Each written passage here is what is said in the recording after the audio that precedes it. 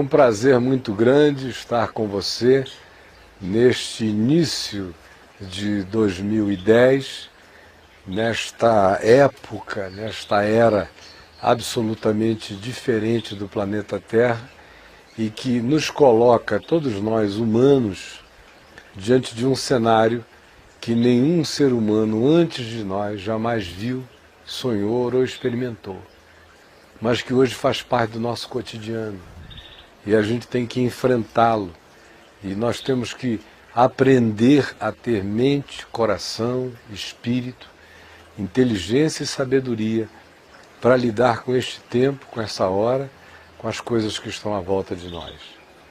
Foi por isso que eu escolhi compartilhar com você um texto que está no meu site, o www.caiofabio.com, chamado 10 princípios para ser bem-sucedido. Eu já o escrevi há algum tempo atrás, mas hoje, nesse início de ano, eu quero lê-lo para você e comentá-lo com você. São 10 princípios simples para quem deseja ser bem-sucedido na vida, segundo o Evangelho, segundo o Espírito de Jesus. Primeiro princípio: creia que a sua vida cumpre um propósito divino na Terra. Se você não acreditar que você existe para cumprir um propósito divino na Terra, todo sucesso seu será o antissucesso do ponto de vista de Deus. Para que a gente seja bem-sucedido do ponto de vista de Deus, a primeira coisa a acontecer é crer que a nossa vida cumpre um propósito divino na Terra. Olhe para esse surtado aqui, para esse maluco chamado Caio Fábio que você está assistindo. Olhe bem para mim nos meus olhos. Veja o brilho da minha loucura. Você entendeu? Vós, psicólogos, psicanalistas, psiquiatras, filósofos, olhai os meus olhos e ficai perplexos com o que vos digo. Eu, Caio Fábio, nasci para cumprir um propósito de Deus na Terra. Gostaram do tamanho do meu surto? Esse é o meu surto. Eu carrego uma semente de divindade. Você acha que isso é o meu narcisismo? Essa é a minha âncora.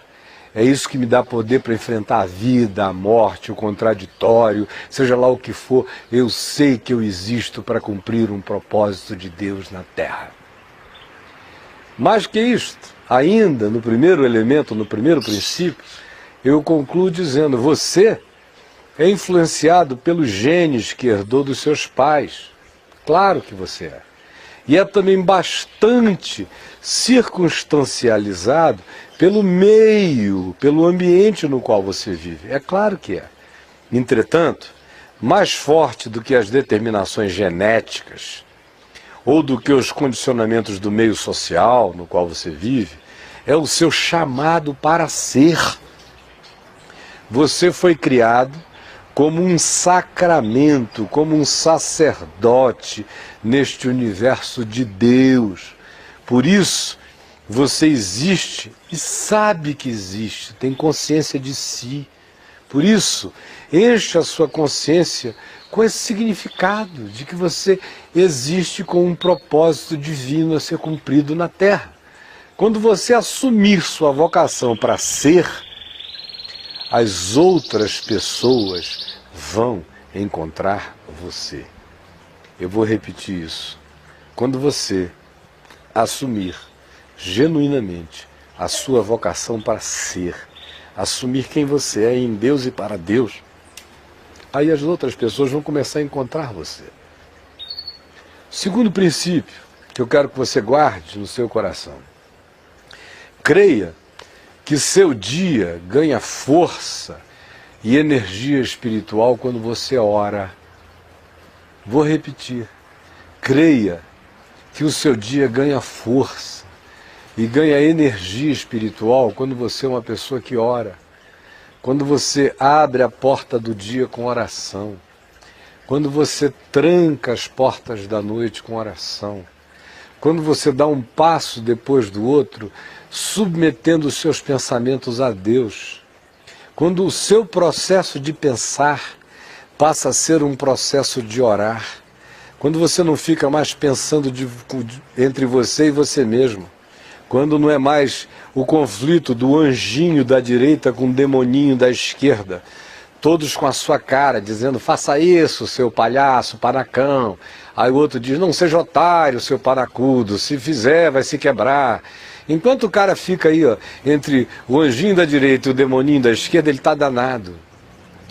Orar é fazer com que eu tire o chapéu dos meus pensamentos e o meu pensar viaje em Deus. Ao invés de eu chegar e dizer o que eu vou fazer para pegar esse desgraçado, eu digo, Senhor, Tu sabes como eu estou sendo oprimido. Me dá sabedoria, conforme o Evangelho, para que eu saia disso, sem que a minha vida se torne uma calamidade no processo. Quem pensa orando, encontra o caminho da vereda bem-sucedida diante de Deus sempre, porque não há nenhum pensamento horroroso que sobreviva à franqueza de um orar que coloca todos os temas da mente diante do Deus que é amor, verdade, justiça, graça e equidade. Por isso, o segundo princípio para quem quer ser bem-sucedido é este: creia que o seu dia ganha força e ganha energia espiritual quando você ora. Portanto, ore sempre, mesmo nos seus afazeres, no seu cotidiano. Sempre que uma notícia ou informação lhe chegar, entregue-a a Deus. Não saia dando chute em pedras, nem soco em ponta de faca, nem diga eu vou resolver isso no peito e na raça. Entregue a Deus, ore. Coloque diante dele, ofereça a Deus os potenciais e as possibilidades de cada fato, de cada ocorrência, de cada percepção ou de cada impressão que lhe vem ao coração. Coloque tudo diante dele. Além disso, pare um pouco todos os dias, um pouquinho, ainda que seja só um pouco, e ore. E fale com Deus. E você não precisa de um panteão de Pedro, Paulo, Maria, José, Santa Etelvina, ninguém. É você e Jesus. Não tem intermediário, não tem sumo pontífice. O sumo pontífice é Jesus. Fale com Deus em Jesus, com intimidade. Ele autorizou você a chamá-lo de painho. Por isto, não se sirva de oração de ninguém. Não tem oração mais forte do que a sua. Não tem ninguém com mais poder para orar do que você. Ore com sinceridade, os céus e a terra se abalarão. Por isso, ore sempre. Leve diante de Deus todas as coisas e, mais que isso, dê graças por tudo. E abrace o Senhor no seu coração, mesmo quando você não estiver entendendo os fatos da vida. E mais, quando orar, peça coisas específicas. Mas não se esqueça sempre de terminar de modo submisso e geral, sem fixação, dizendo eu quero que tu me deis aquilo, eu quero que tu me deis isso. Peça as coisas que você queira, mas não se fixe nelas. Termine de um modo geral, dizendo é isso que eu penso que eu gostaria de ter, ou que seria bom para mim. Mas é o Senhor que sabe. Seja, portanto, feita a tua vontade, assim na terra como no céu. Afinal, você não sabe se o que você quer é o melhor, mas você sabe que o Senhor sabe. O terceiro princípio para um ano bem-sucedido é o seguinte: creia que a maior inteligência que Deus lhe deu não é a inteligência intelectual, nem a emocional, mas sim a inteligência mesmo. O coração tem razões que a própria razão desconhece. Usar a cabeça, que é a inteligência intelectual, e saber se relacionar com o próximo e as circunstâncias, que é a inteligência emocional, são realidades importantes e fundamentais, mas ainda não são as realidades essenciais. O que é essencial no mundo da inteligência? É ser um gênio de cabeça? É um bocado de gênio insensato. Eu conheço pessoas inteligentíssimas cuja inteligência é endiabrada. Ou conheço pessoas com uma inteligência emocional enorme, dão nó em pingo e d'água, em volta deles fica tudo do jeito que eles querem. Mas ainda é manipulação. A verdadeira inteligência do ponto de vista de Deus é aquela que acontece nas essências do Espírito. De fato, o essencial habita os mistérios do Espírito no mundo do coração. Portanto, dê atenção aos seus sonhos noturnos, aos seus sentimentos perceptivos e, sobretudo, internalize a verdade do Evangelho, para que o seu pensar não seja fruto do seu filosofar translocado, para que a sua inteligência emocional não sucumba aos ambientes das diplomacias e das relações que são apenas convívios de manipulação. O que você precisa é da sabedoria do Evangelho, para que você aprenda a discernir entre o bem e o mal, para que você escolha veredas simples, não confiando na sua esperteza intelectual, nem na sua capacidade de gestão emocional, mas fazendo as escolhas da sabedoria e da bondade. Quando você tiver uma impressão, não a despreze de cara, medite, considere, ore, discirna. A resposta pode estar no passado, mas às vezes trata-se de uma intuição profética que Deus deu acerca do dia de hoje. Não despreze as vozes do coração, não despreze os sonhos, não despreze os toques de gente que te ama e que dá toques em você. Guarde essas coisas na alma. Ser inteligente é também guardar no coração um composer de fatos para ir aprendendo a sabedoria, como diz o Salmo. Ensina-me a contar os meus dias, todos eles, aprender com cada novo dia, para que eu alcance um coração sábio. Do ponto de vista de Deus, inteligência é sabedoria. Quarto princípio diz o seguinte: creia que quando alguém ama a Deus e ao próximo e respeita a vida, então tudo ganha sincronicidade, ganha conectividade. Se você ama o próximo e respeita os fluxos da vida, se você busca fazer pelo outro o que você quer que o outro faça a você, se você antes de fazer qualquer coisa diz, bom, eu gostaria que isso fosse feito para mim, se é uma coisa que vai lhe incomodar, não faça ao outro. Só gosta de incômodo o tarado. É aquele outro que gosta de fetiche, de apanhar, de ser amarrado, de que enfia um pedaço de vassoura no ânus dele. Esse cara não é confiável. Esse cara diz, ai meu Deus, eu gosto de apanhar. Esse aí não serve de referência para mim. Eu estou falando de gente normal. Gente normal diz o seguinte: qual é o bem que eu quero receber? Como é que eu gosto de ser tratado? Então é como eu gosto de ser tratado que tratarei os outros. Esse é o princípio de todas as coisas, Jesus ensina. E é isso que eu preciso aprender a praticar. Quando eu começo a praticar isso, quando eu amo a Deus e manifesto respeito ao próximo e respeito para com a vida, então as coisas começam a ganhar sincronicidade. Tudo vai ganhando harmonia. Ninguém precisa fazer nada, não precisa convocar nenhum concílio, nenhum seminário. A vida vai ganhando encaixes. O mundo vai ganhando os seus plugamentos, as harmonias vão acontecendo, as sinfonias vão se estabelecendo quando eu canto o canto do amor de Deus, para o próximo e para a vida. É assim, sempre será assim.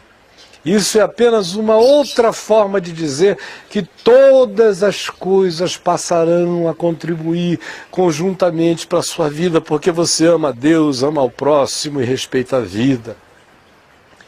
O amor de Deus traz sentido para a vida. O amor de Deus transforma o cenário mais obscuro numa conspiração do bem. Você pode acreditar nisso? Creia para o seu bem, por favor. O quinto princípio diz o seguinte: creia que a leitura bíblica, a leitura da palavra, especialmente o Novo Testamento, que é a palavra que nos concerne acima de todas as coisas, porque é ela que revela Jesus. O Velho Testamento continua a ter importância, mas é uma importância relativa, porque o absoluto está aqui, naquilo que revela Jesus. Eu leio essa parte de cá do início, que é chamada de Velho Testamento, a partir dessa aqui. E esta aqui eu leio a partir de Jesus. O que parece com Jesus fica, o que não parece com Jesus sai. É simples assim. Por isso, creia que a leitura bíblica feita com os olhos do coração ilumina a alma e os caminhos da gente na terra. Ler a Bíblia é importante, mas essa leitura tem que ser feita a partir de Jesus. Há coisas na Bíblia que ficaram para trás, caducaram, esclerosaram. Por quê? Porque em Jesus elas não têm mais o lugar delas. Há milhares de coisas do Velho Testamento que estão mortas e sepultadas para sempre, porque Jesus veio para acabá-las. E eu não tenho o direito de fazer delas um zumbi na minha vida. Se eu sou de Jesus, uma quantidade imensa de coisas do Velho Testamento precisam ser sepultadas. As únicas que ficam vivas são aquelas que Jesus diz que são evangelho, que tem a ver com o espírito dele. Leia a Bíblia assim. E aí você, lendo assim, vai descobrir o significado de ter diante de si não um oráculo. O que você tem diante de si é palavra de Deus para todas as dimensões da vida, para não lhe deixar dúvida a respeito de nada. Ele vai lhe dar consciência de procedimentos os mais diversos, mesmo no ambiente mais absurdo e mais estapafúrdio. Você vai encontrar sentido, propósito e direção, vai fortalecer o seu mundo espiritual, porque ninguém que não leia a palavra vai se fortalecer espiritualmente, só se fortalece espiritualmente quem se encharca do Evangelho. Por isso, leia a palavra como caminho de descoberta e de insights para a sua visão do mundo, de si mesmo e de Deus, e obedeça, porque a palavra é lâmpada para os nossos pés, é luz para os nossos caminhos, é o caminho da vida. O sexto princípio diz assim: creia que uma atitude mental positiva tanto é resultado de uma espiritualidade sadia, como também pavimenta o caminho de todo ser humano bem-sucedido. Eu vou repetir: creia que uma atitude mental positiva, não negativa, positiva, que pensa o melhor, que espera o melhor, que projeta o melhor. Essa atitude mental positiva tanto é resultado de uma espiritualidade sadia. Para se ter essa mente positiva, a gente tem que ter uma espiritualidade sadia, fundada em fé, em amor e em confiança. Como também, mais do que isso, essa atitude mental positiva, que é resultado de uma espiritualidade sadia, fundamenta, pavimenta o caminho de todo ser humano bem-sucedido. Qualquer ser humano bem-sucedido terá que trilhar essa vereda assim. Do contrário, ele pode ganhar bilhões e continuará a ser um miserável desgraçado. Ele pode construir a torre mais alta da terra. De fato, ele está cavando proporcionalmente um buraco equivalente para a sua própria alma, porque só encontra caminho de vida na existência aquele que olha para a vida com uma atitude mental positiva. Essa atitude mental positiva tem que ser fruto de uma espiritualidade baseada em amor, e essa atitude baseada em amor pavimenta o caminho de todo ser humano bem-sucedido. E eu costumo dizer que mesmo ateus positivos se dão melhor na vida do que ateus negativos. Vou repetir: até ateus positivos se dão melhor na vida do que ateus negativos. O mesmo princípio se aplica a qualquer ser humano. E se você se enche de fé, aí é que você se torna absolutamente bem-sucedido, porque quem garante é o Senhor, que diz: o meu justo viverá pela fé. O outro princípio, o sétimo, diz assim: creia que generosidade e dadivosidade são forças espirituais poderosas que atraem para quem as pratica as melhores oportunidades e possibilidades da vida. Quem é generoso, quem é dadivoso, não está perdendo nada, está atraindo tudo. Quem anda com generosidade e com dadivosidade é perseguido pela bondade e pela misericórdia todos os dias da sua vida. Desde menino eu aprendi isso como um valor inegociável dentro do meu ser. Eu não era ainda convertido ao Evangelho, eu já sabia disso. Depois que eu encontrei Jesus, isso ficou mais forte do que o sol na minha vida. É um princípio poderoso. Generosidade e dadivosidade são forças espirituais poderosas que atraem para quem as pratica as melhores oportunidades e as melhores possibilidades da vida. Por isso, é tão importante dar, contribuir, tanto com dinheiro para pessoas necessitadas, para causas importantes, quanto é importante andar de olhos abertos para socorrer o carente, o necessitado. É absolutamente essencial dividir o que a gente tem com os outros.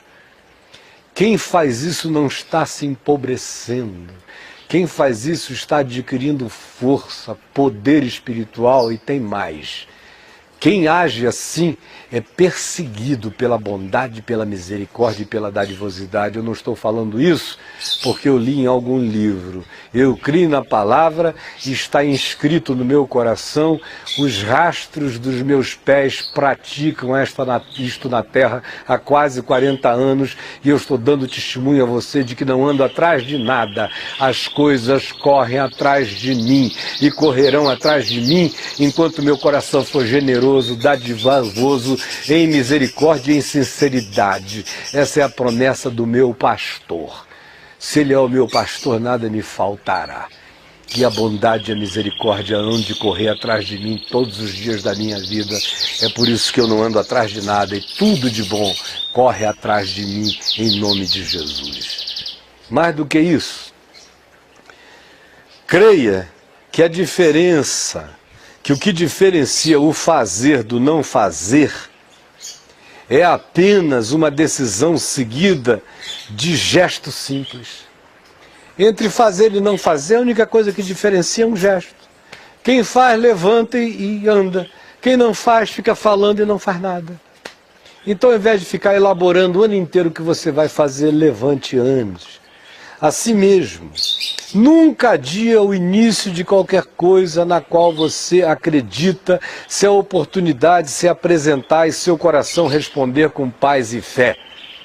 O gesto necessário, tanto para se levantar da cama, quanto para levantar a cama, é um só: colocar-se de pé.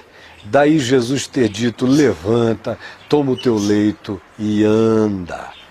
O nono princípio, o tempo está acabando, eu só vou ler.